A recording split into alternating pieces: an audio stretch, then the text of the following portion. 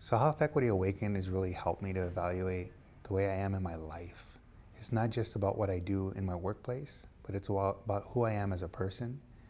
And it really transformed me in a way that has made my work more meaningful, not only for myself and for my own healing, but also for our clients and the customers that come to the public health department.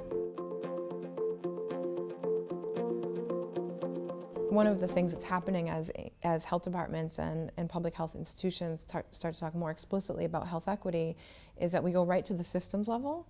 And Grace Lee Boggs said we transform ourselves to transform the world. And so our opportunity at Health Equity Awakened is to take a group of individuals and really do some deep personal work to get them to understand their relationships with one another, their relationships with their own past, how they racialize in the world, the ways that they walk in structural privilege and oppression, and to really connect through one-on-ones and deepen their relationships so that they can do role work and do systems work. And I think that's the kind of transformation that is going to actually get to the policy work and kind of see the systems change that we need to see. I'm definitely asking a lot better questions.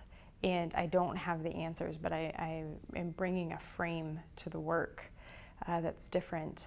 And I think right now, or some of the next steps that I see is really helping to open up what is the actual lane for a health department. Because ultimately, if we're not explicitly addressing race equity and we're not involved in the power imbalances in these other structures and these other systems, we are not going to see any change in these health outcomes.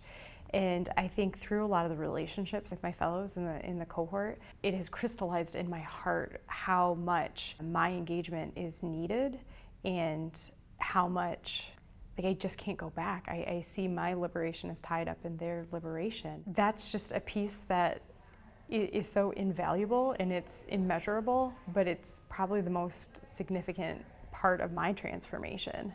And I think that'll be the thing that sustains the transformation as well. For the last year has been a journey about, understanding the work of health equity. There's a movement behind it. There are people there to support you.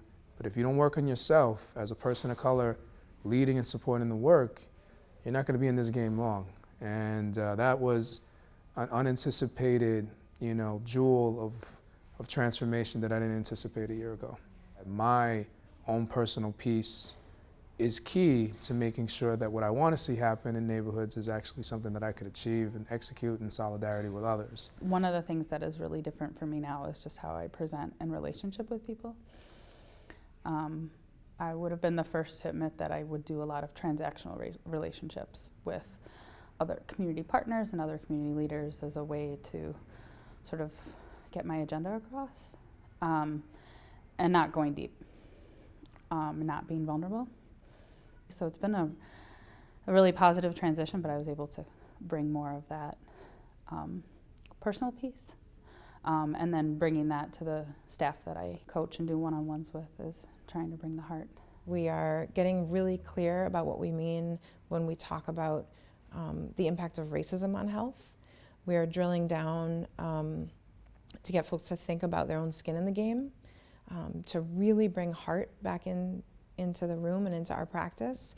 Our ability to improve the health of our communities really relies on our ability to be in deep relationship with one another and to begin to taste some of our own liberation and freedom such that we can lead more radical health equity practice back at our offices. Someone said, I came here for the tools, and her response, which was so wonderful because I think it was really so many of us, was, yeah, I came here for the tools too, but what I got was transformation.